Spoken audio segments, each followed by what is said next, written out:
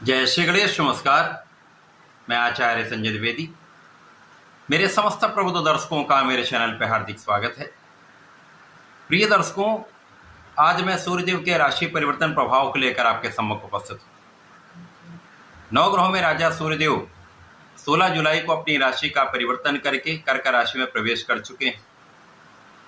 अब क्योंकि कर्क राशि चंद्रमा की राशि है, चंद्रमा और सूर्य का मित्रवत संबंध है, जिसके कारण ये एक अनुकूल परिवर्तन है। सूर्यदेव 16 जुलाई को जब कर्क राशि में प्रवेश कर चुके हैं, वहां पर पहले से ही बुध का गोचर चल रहा है। बुध युवराज हैं, सूर्य राजा हैं। इस प्रकार से अति मित्र के भाव में होते हुए राजा और युवराज का एक महायोग कर्क राशि में बन चुका है। अब ये महासंयोजन अलग अलग राशियों के लिए अलग अलग भाव में होकर अलग अलग प्रभाव देने वाला होगा। आज मैं धनु राशि के लिए सूर्यदेव के इस राशि परिवर्तन का किस प्रकार का प्रभाव प्राप्त होने वाला है, इस समय में किन किन भाव में वृद्धि होगी, समय का आप कैसे लाभ ले पाएंगे, अथवा कहीं पर कोई अवरोध, कोई समस्या या कोई कष्ट है तो उसका क्या निराकरण है, संपूर्ण विश्लेषण मैं पूर्ण तर्क के साथ करने जा। प्रिय दर्शकों, इस राशिफल को आप अपने लग्न तथा राशि दोनों के अनुसार देख सकते हैं। धनु राशि के स्वामी गुरुदेव बृहस्पति हैं, जो वर्तमान समय में धनु राशि के लिए सप्तम भाव में गोचर कर रहे हैं, अर्थात लग्न पर इनका प्रभाव है।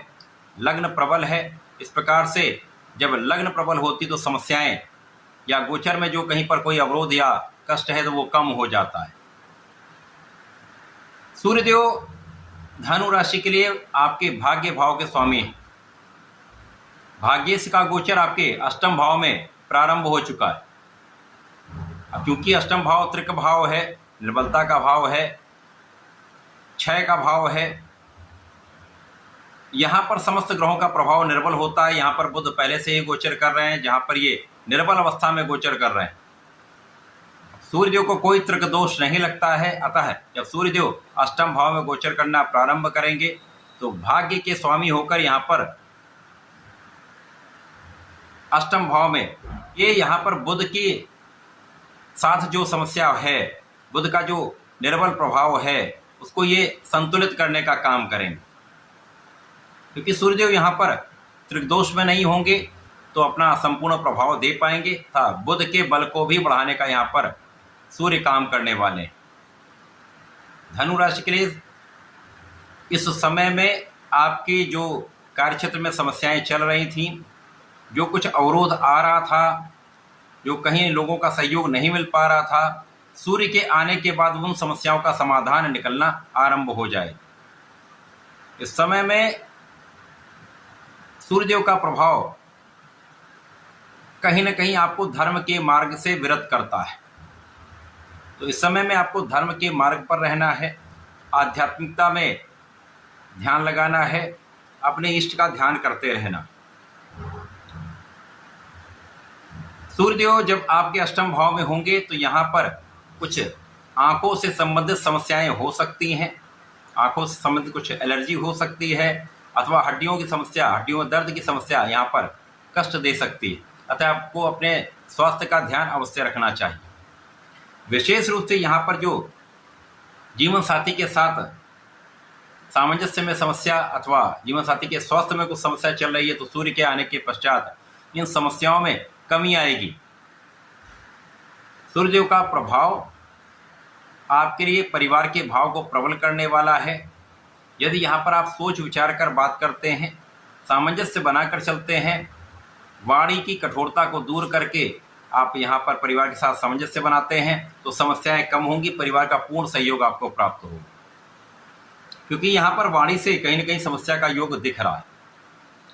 धनु राशि के लिए लग्न प्रबल है, समस्याएं कम हैं, शारीरिक कष्ट कम है, मानसिक दृढ़ता आपको प्राप्त है, परंतु जो आकस्मिक कहीं न कहीं जो क्षणिक अवरोध आएंगे उनके कारण कुछ तो उतार चढ़ाव होने ही वाला है।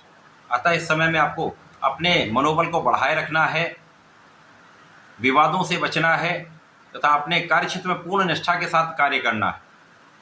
अपने कार्यक्षेत्र में पूर्ण मनोयोग से आपको लगे रहना है। जो विद्यार्थीगण हैं उनको भी अपने पढ़ाई के क्षेत्र में अपने मन को भटकने से बचाना है तो इस समय में आप इस समय का उपयोग कर पाएंगे। थोड़ा कठिन समय है, परंतु सूर्य भाग्य के स्वामी हैं, भाग्य का उतना साथ नहीं मिल पाएगा, परंतु कहीं न कहीं समस्याओं का निराकरण अवश्य होता जाएगा। कहीं पर कुछ समस्या आएगी तो उसका रास्ता भी निकलने वाला है।